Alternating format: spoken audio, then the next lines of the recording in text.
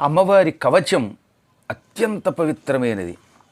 కవచము అంటే రక్షణ కలిగించున్నది. శరీరానికి ఒక తొడుగు తొడుక్కుంటే బాణాలు, ఆయుధాలు ఇటువంటి వాటి వల్ల గాయాలు కాకుండా అది మన శరీరాన్ని రక్షిస్తుంది. అందుకని శరీరాన్ని రక్షించేటటువంటి ఆయుధ బాధల నుంచి రక్షించేటటువంటి వస్తువుని కవచం అంటారు.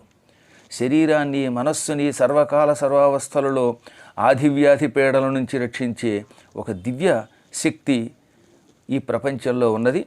అదే అమ్మవారి కవచం. అది వరాహ పురాణంలో ఉంటుంది. హరిహర బ్రహ్మ విరచితమది.